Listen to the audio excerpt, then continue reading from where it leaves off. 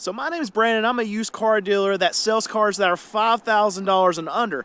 And right now, this economy is making me change really the way that we've really operated our dealership. We still right now have cars that are $2,000, $2,500 that we're having a hard time moving. And it's really because I think a lot of people are getting a lot tighter with their money. It has been over the last probably if it was 3 months ago, 4 months ago, anything that we would have out here for $2,000, $2,500 would sell instantly. And we're just seeing that, okay, we've been a lot slower over the last, I say, month and a half. And so what we've had to do is really go back and revamp how we're actually pricing our cars and lower our prices more, slash our prices, and move them more quickly than we have been over the last 6 months. And later on in this video, I'm actually going to show you how many cars we sold over the last week after we slashed our prices. I'm going to show you what we sold them for, and I'm going to do the big no-no of what you're not supposed to do in the car market as a car dealer. I'm actually going to tell you what I made on each and every one of these individual cars. And I'm going to keep you guys updated every single week on what I'm seeing here at my car dealership and how people are really spending money. So make sure you're subscribed, because I'm going to give you this update every single week. So now, what things have happened in the last month or so that have really caused me to make these drastic changes? Well, one big thing is, well, it's obvious, right? We stopped selling cars. It got really slow for about 3 weeks there, and that's very weird for us. I sell cars that are $5,000 and under. We don't really experience slow times. If I have cars, we're selling them. If I have $2,000, $2,500, $3,000, $3,500 cars on my lot, we're usually wide open. We've been able to buy more cars at auction because the wholesale prices have gone down. And I feel like that's the reason for that is because a lot of these other car dealers are experiencing the same thing that I'm dealing with, even in my range. People just don't have money, so they're not spending the money. So those car dealers just aren't showing up at auction. So we're seeing wholesale prices across the car market actually go down. And I'm able to go in and buy a lot more cars. That's one reason, is that I'm able to add more inventory to my cars, so they're actually getting cheaper. So that's one reason why I want to start moving cars faster. Not focus so much on margin. I want to focus more on volume at this time. But there's the two big reasons why we've had to dramatically change what we're doing here at my car lot. We're going to play the volume game. We're going to make less money per car, and over the last probably 4 or 5 years or so, we've been making about $1,200 a car.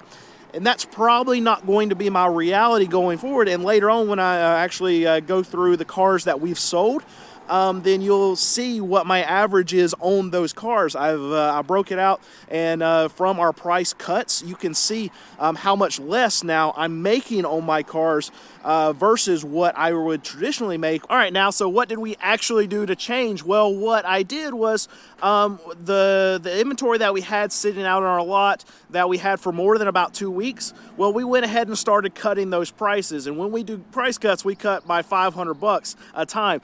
And I know that might not seem like a lot, but if we have a $2,500 car out there and we cut about $500, well, we're cutting that car by 20%. So yeah, we're the most expensive car. Another car going by. The most expensive car that I'm going to have on my car lot right now is $5,000. So the least that I'm cutting any car on my car lot at this time was 10%.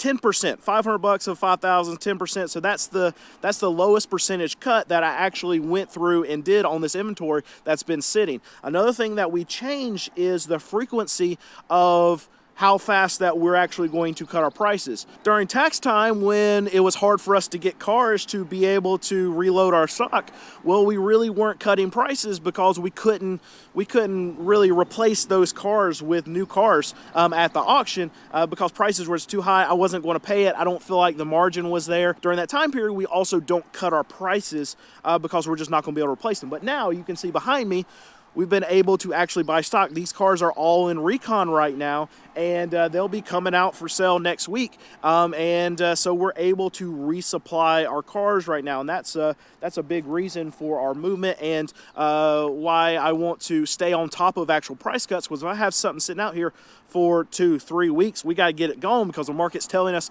either it's not a desirable car, or we've priced it too high. So we have to respond to the market and actually move cars when the market doesn't want it for the price that we're trying to sell it. So what we're doing now is, if we have a car, we're going to price our car at the top of our range, but we're only going to keep it at the top of our range for a week. And it's crazy for me to tell you this, because if there's some of you out there that are looking at our cars, well, you can just wait us out.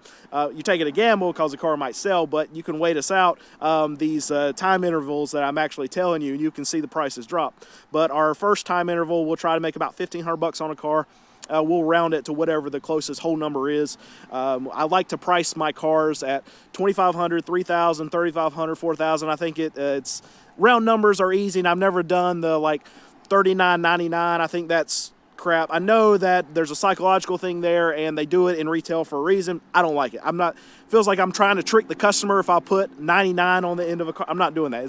It's not a $39.99 car. It's a $4,000 car. That's what it is, right? Anyway, first week we're trying to hit a home run on the car, especially if we bought it well. Try to make like around $1,500. If it doesn't sell in that first week, we're going ahead and cutting it down by $500. And then if it sits for another 2 weeks, we're going to cut it by another $500. If it sits for another 2 weeks, we're going to cut it by another $500. And if you keep up with the math there, well, after about that 5th week, we're going to be breaking even on that car. And if that car sits even another 2 weeks, well, you know what's going to happen. We're going to end up starting to lose money on the car. I'm not going to keep cars, not in this environment right now. I'm not going to keep them for a very long time. The market is going down. Wholesale prices are going down. So every car that I have coming in, every car that I have sitting right here is going to instantly be competing with every car that I have sitting out there on my lot whenever it comes onto my lot. So the old inventory has to get lowered and has to go. I don't want any stale inventory, especially not in this economy. Okay, since we did all these changes, since we did a bunch of price cuts, we actually had a really good week last week, and we sold 18 cars. And all the weeks before it, I don't think we even cracked double digits in cars for the week. And I can tell you that for me to actually make money, just to break even, I got to sell like 10 to 11 cars per week. So if I don't even crack double digits, then I'm losing money in that week. So we actually did good last week, and we're going to keep this method up. And 1 week does not mean it's a success. Maybe this was a week of an outlier or whatever. I hope not. But we're going to keep this going, and hopefully the week that we're in right now, we're going to continue to sell cars, and next week, and then we can start putting together a big enough sample size to say, yeah, this is working, so let's keep it going. So I'm actually going through the list of these cars that we sold over the last week, and I know what a lot of you are thinking. Okay, I posted on YouTube, so we had a lot of people come from YouTube and actually buy cars from us, but it's actually not the case, and I can see exactly where all of these customers come from, because we document every time we sell a car. Okay, where did you come from? Was it Car Gurus? Where you repeat, walk up? Because we want to know exactly where our customers are coming from, so we know where to spend our marketing dollars. So I can just go through the whole list. Repeat, walk up, repeat, directly from our website, Google, website, repeat. Offer up, walk up, repeat, YouTube. There was one YouTube in there. Website, Car Guru. One says other, so that's probably a walk up or something. Google, Carfax, and repeat. So out of all of those, just one was YouTube. We don't give out our location on these videos, but I know that there's a lot of you that still know exactly where our dealership is. But just because I put out a video and saying, okay, we're cutting our prices, we're slashing our prices, we're doing this, and showing cars that are behind me, it's not just I'm not just giving out our dealership where it's just easy to find for most people watching. So we don't actually get a massive bump of people buying cars from us from YouTube. So there you go. So I'll go through everything really quick of what we sold. 2012 Ford Escape, we sold it for $2,500. I made $1,500 on it.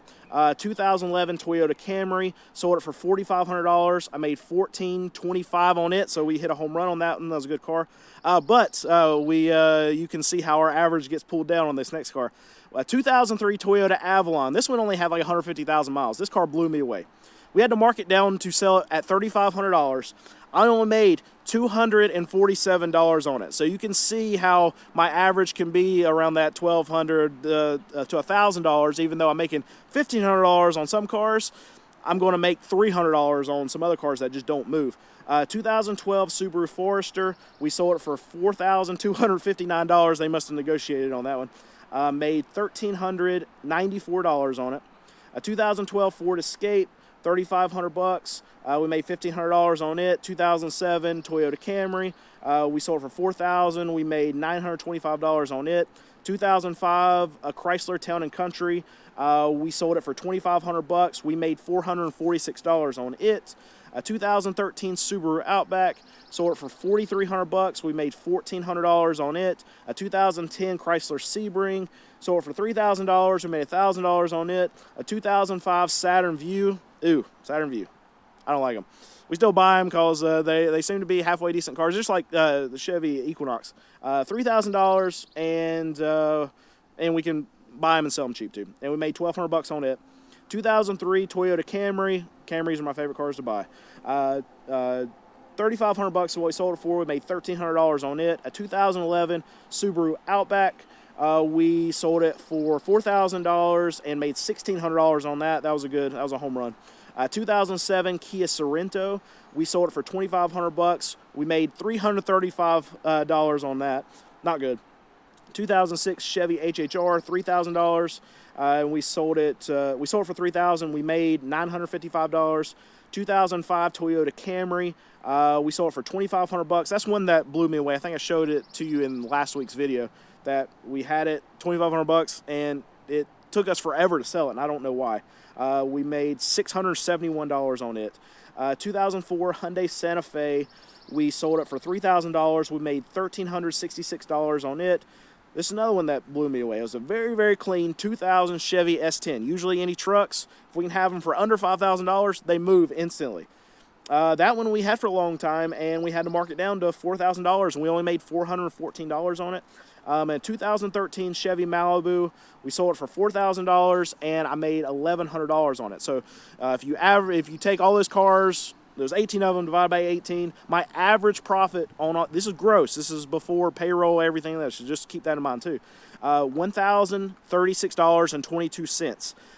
But this does not include, we will take losses every once in a while. We dumped 2 Pathfinders that we should have never bought to begin with, that had bad transmissions. I'm not going to sell those to a customer, and it wasn't worth it for us to fix them. We dumped those at auction, and we lost, I don't have the numbers in front of me right now, but I would guess we probably lost $3,000 to $4,000 on those cars combined. So add that in and then take that off of the average. I just don't have the numbers in front of me. So that's what we did last week, and it was a good week, and hopefully it keeps up. But that's what really the market is making us do. It's making us move faster and drop our prices a lot quicker than we would, and bring our margins down, bring our average gross profit down, and then maybe we can sell a little bit more volume.